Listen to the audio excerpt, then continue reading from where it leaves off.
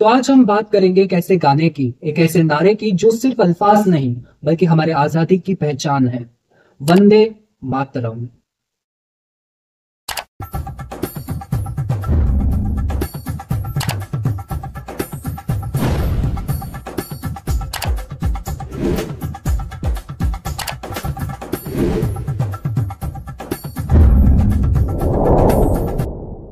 दोस्तों, आप सभी लोगों ने ये गीत कभी ना कभी तो जरूर सुना ही होगा, मगर क्या आप जानते हैं कि इसकी शुरुआत कब हुई थी? इस कहानी की शुरुआत होती है 19वीं सेंचुरी में, जब हमारा भारत देश ब्रिटिश राज के अंडर था। इस महान गीत को लिखा गया था बंगाल के एक बहुत ही ब्रिलियंट राइटर बंकिम चंद्र चट्टोपाध्याय जी के द्वारा।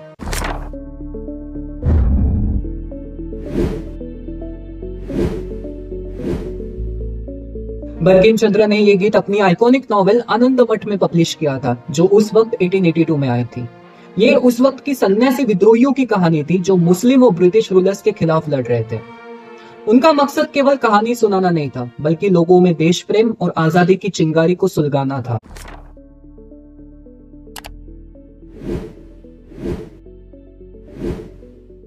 जल्द ही वंदे मातरम सिर्फ नॉवेल तक सीमित नहीं रहा, ये बन गया था फ्रीडम फाइटर्स का रैली क्राई। कांग्रेस सेशंस में, प्रोटेस्ट में, हर जगह वंदे मातरम के नारे गूंजने लगे। लाला लाजपत राय ने तो एक न्यूज़पेपर का नाम भी वंदे मातरम रखा था।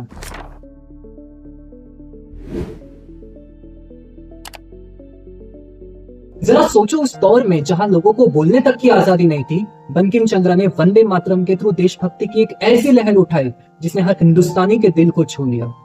ये सिर्फ एक गाना नहीं था, ये एक मंत्र था। अपनी मदरलैंड, अपनी मातृभूमि के लिए प्यार का इजहार था।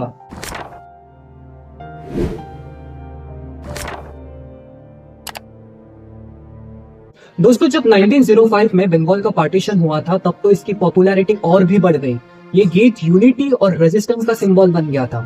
इमेजिन करें, हजारों लोग एक साथ अपनी पूरी ताकत से वंदे मातरम गा रहे, ब्रिटिशर्स के खिलाफ आवाज भी उठा रहे।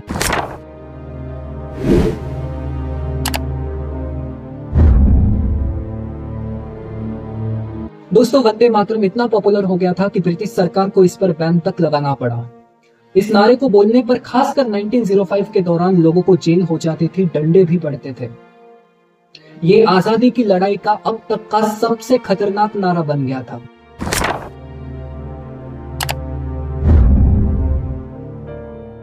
मगर क्या आप जानते हैं दोस्तों, इस गीत पर कंट्रोवर्सी भी हुई थी। कुछ ग्रुप्स का मानना था कि इसमें हिंदू रिलीजियंस ओवरटोन्स है, मगर फाउंडिंग फादर्स ने डिसाइड किया कि इसके पहले दो स्टैंजास को नेशनल सॉन्ग का दर्जा दिया जाएगा, क्योंकि वो पूरी तरीके से सेक्युलर देश प्रेम को दर्शाती है। दोस्तों, वंदे मातरम की धुन कई बार बनाई गई थी, लेकिन पंडित रविशंकर ने इसकी एक बहुत ही मशहूर धुन बनाई थी। मगर इंडियन क्लासिकल म्यूजिक के बड़े बड़े उस्तादों ने इसे अपने अपने तरीके से गाया था, और इसलिए आपको इसके ऑफिशियल वर्जन्स कई सारे मिलेंगे, हर एक अलग राग और अलग स्टाइल में। तो आखिर में दोस्तों, जब हम वंदे मातरम के बारे में सोचते हैं, तो क्या हम सिर्फ एक हिस्टोरिकल फैक्ट की बात कर रहे हैं? नहीं, ये गीत हमें याद दिलाता है कि हमारी मातृभूमि सिर्फ एक जमीन का टुकड़ा नहीं, बल्कि हमारी माँ भी है। और हमारी माँ की सेवा करना, उसका सम्मान करना, उसकी आजादी की हिफाजत करना, ये हम सबकी भी जिम्मेदारी है। आप खुद ही सोच के देखिए ना, जब 150 साल पहले बंकिम चंद्र ने यह गीत लिखा होगा, तो उनके दिल में क्या उम्मीद रही होगी? यही ना कि हम सब एक होकर, हम सब मिलकर देश को आगे ले जाएंगे।